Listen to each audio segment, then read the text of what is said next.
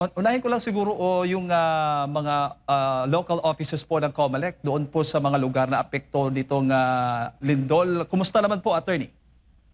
Yung pong initial assessment natin, Sir Jade, Sir Admar, nung kauna-unahang talagang nagkaroon ng lindol, nakipag-communicate kagad tayo sa mga tauhan natin at sinabi naman nila, ligtas silang lahat.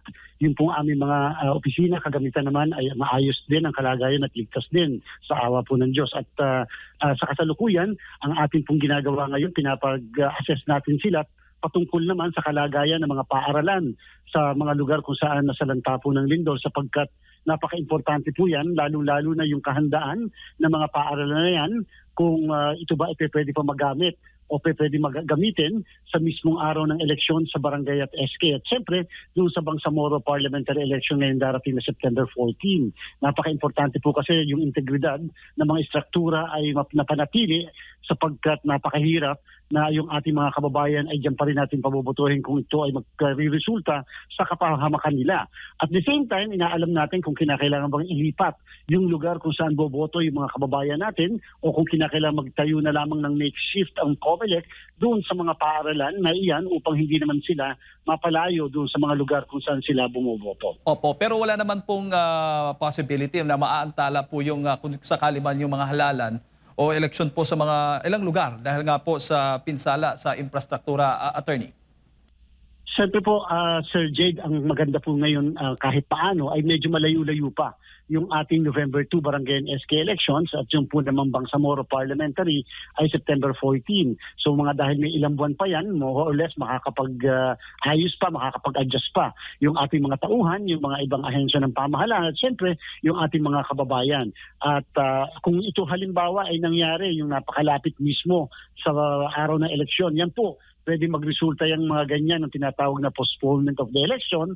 Hindi naman permanente pero ang sabi lang ng ating batas pwede i-postpone ang halalan nang hindi po hihigit ng 30 araw mula nang mawala yung mismong insidente na yan na nag-postpone ng halalan. Dito po dahil matagal pa ang halalan naman and therefore wala pong dapat ipangamba na magre-resulta sa hindi pagkakatuloy ng halalan natin. Opo, doon sa BARM parliamentary elections, kauna-unahan po yan. Gaano ho kahanda na ang COMELEC, Chairman? Well, kami po naman ay nasa rurok na ng ating kahandaan dyan po sa Bangsamoro parliamentary election. Ginagaransa po natin sa sambayanan, lalo na po yung mga kababayan nating Moro na tuloy na itong Bangsamoro parliamentary election. Wala naman pong ini-issue ang kataas-taasang hukuman sa mga petisyon na inihain upang patigilin o hindi ipatuloy ang halalan sa Bangsamoro. At number 2 naman, wala naman pong batas o kahit panukalang batas sa mababang kapulungan o sa Senado para i-reset muli ang Bangsamoro parliamentary election. Ito lang po kasi dalawang bagay na ito sa ating palagay ang pwede makapagpahinto sa kauna-unahang Bangsamoro parliamentary election. Naging napakatahimik po yung naging filing namin ng candidacy noong Mayo 5 hanggang 7. Sa ating pong mga website, makikita na po ng mga kababayan natin yung listahan ng mga kandidatong magpa-participate sa halalan. Kasama na rin po yung mga nominado ng mga political parties. And ang ating po kasing Bangsamoro parliamentary election ay automated election. And therefore, ngayon pong buwan na ito, bago matapos ang Hunyo, magsisimula na po kami mag-imprenta ng mga balota na matatapos po ng mga kalahagitnaan ng Hulyo at bandang bandang Agosto, ma-deliver na po natin ang lahat ng kagamitan sa iba't ibang probinsya. Meron po kasi tayong mga tinatawag na provincial hub na naka-standby yung mga gamit natin. Opo, sa ngayon ho, Chairman, ano yung mga nanatiling hamon po ninyo para po sa pagsasagawa nitong BARM parliamentary elections? So security preparations po, Sir Jade, Sir Admar, okay naman din po dahil kahit paano matahimik pa rin ang lugar, ang rehiyon. Wala po kahit na untoward incident na masasabi nating election-related. Bagamat hindi pa naman nagsisimula yung election period o yung tinatawag na campaign period, kahit na nagsimula na yung filing ng certificates of candidacy. So far, so good po tayo dyan. Meron po mga ilang minomonitor ng COMELEC katulad na meron kasing isang partido nagkakaroon ng tinatawag nilang intra-party dispute o intramurals. Pero siyempre, yun naman pong kung meron mga konting gusto at kaguluhan sa partidong yon, ay hindi naman po nakakaapekto sa kabuuan ng ating paghahanda at doon sa mga ibang partido rin. At dito po, 16 na partido ang magpaparticipate sa rehiyon. Kahapon, nagkaroon na po kami ng pagdinig para alamin namin kung sino ang dominant majority party sa rehiyon at dominant minority party, kasama na rin yung 10 major political parties. Oo, gaano ho karaming mga kandidato ang pipiliin na mga botante at gaano rin karami pong mga registered voters po para po sa parliamentary elections, Chairman? Sir Admar, Sir Jade, para po sa kaalaman ng mga kababayan natin, 80 po kasi ang miyembro ng parlamento. Parlamento po kasi sila eh. Hindi po sa katulad na sa ating mga regular na sangguniang bayan, sangguniang palalawigan o sangguniang panlusod. Sila po ay parlamento. May 80 pong miyembro ang parlamento nila at 40 po dito ay manggagaling sa political parties.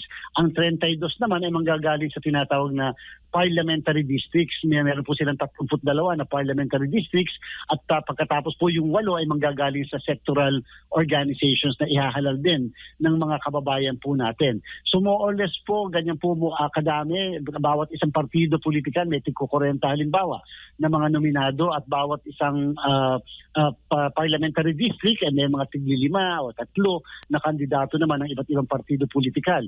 Dito po sa buong Bangsamoro, sa kasalukuyan, meron po tayong 2.3 million na mga botante, lalo na po yung mga nagparehistro itong bandang huli. Kaya umabot ng 2.3 million ang boboto sa darating na halalan. Opo. Dito naman sa darating na barangay at SK elections, Chairman, gaano rin ho tayo kahanda at kung hindi ako nagkakamali, November 2, that's a holiday, Chairman. Yes po, tama po kayo. November 2 po ang ating barangay and SK elections. Bagamat may mga agam-agam, may mga sinasabi na baka hindi matuloy sapagkat may mga panukalang batas sa mababang kapulungan at sa Senado na ipagpaliban po ang barangay and SK elections. Siyempre si COMELEC po, hanggat walang batas na nagsasabing walang election sa November 2, tuloy-tuloy po yung paghahanda natin. Tapos na po yung mga balotan, mga ilang buwan na na-imprenta natin at ito nga po yung pinakita natin sa mga miyembro ng media nung nakaraang araw. At the same time, tayo po ay natapos na rin ang registration of voters nito pong Mayo 18 at ngayon po ay pina-finalize natin ang listahan ng mga botante. Mga more or less po ang botante para sa regular na barangay ay mga abutin tayo ng mga 73 million at sa SK naman po ay 25 million. Therefore, magpiprint po kami ng mga dagdag na balota para doon sa nadagdag na botante nung nagparehistro tayo mula October 20 to October 30 at siyempre po itong September 28 hanggang October 5, yan naman po yung filing ng certificates of candidacy natin sa buong Pilipinas para sa barangay. So more or less po, nasa 90 to 95% na po kaming handa para sa ating barangay and SK elections. May mga bagong patakaran ho ba na ipatutupad, Chairman, ng COMELEC para po doon para mas lalo pang mapabuti po yung botohan sa barangay at SK election? Sapagkat ang barangay and SK elections po ay manual na halalan at hindi po ito automated, iba po ang pulisiya, hindi katulad ng automated election.